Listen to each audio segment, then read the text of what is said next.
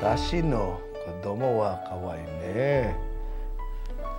Papa, aalis po kayo? Oo anak eh. Balik Papa Japan.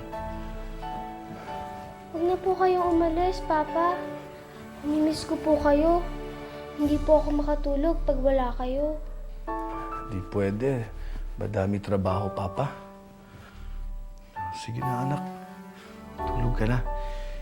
Ito, tabi mo para lagi tabi, Papa. Ha? Good night. Kailan po kayo babalik? Pag recognition mo, balik ako dito. Promise po?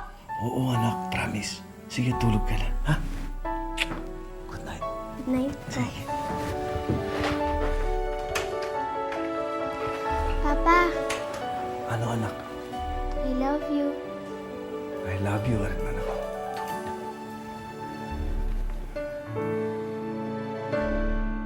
Inaabangan ni Iwa ang pagdating ng araw ng kanyang graduation dahil alam niyang muli niyang makikita ang kanyang ama. Subalit sa pagsapit ng mahalagang araw na iyon, Tayo na, magpapapicture naman tayo. Mama, mamaya na po pag dumating na si Papa para kumpleto tayo sa picture. Magpapicture na lang tayo ulit pag nandiyan na ang papa mo, ha? Halika tayo na muna. Ayoko po. Hihintayin ko po si Papa. Nag-promise siya sa akin eh.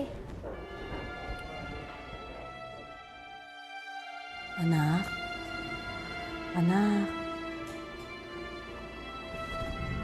Mama, nandiyan na po si Papa? Anak, hindi na yata dadating ang papa mo. Halika na, umuwi na tayo. Sa bahay na lang natin siya hintayin.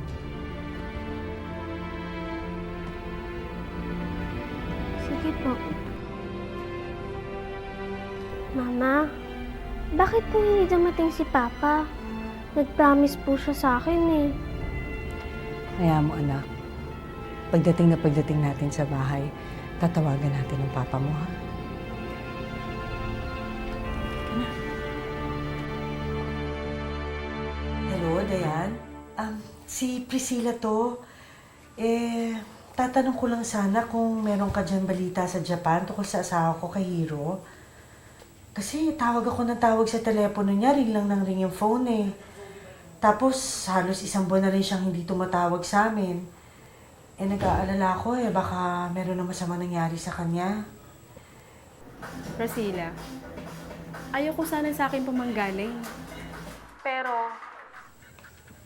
Bakit?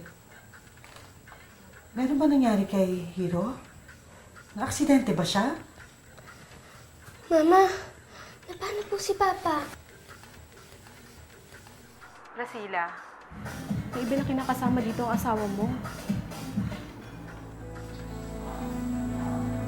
Ano ba? Sige na yan, ha?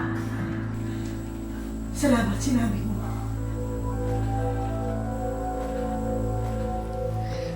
Mama, ano pong nangyari kay Papa? Nasaan daw po siya? Kailan po siya babalik dito?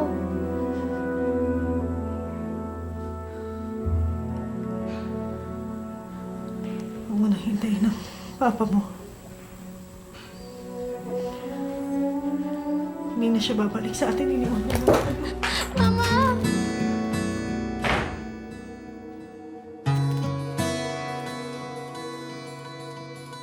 bumagsak ang mundo ng batang si Iwa nang malamang tuluyan na silang nilisan ng kanyang ama.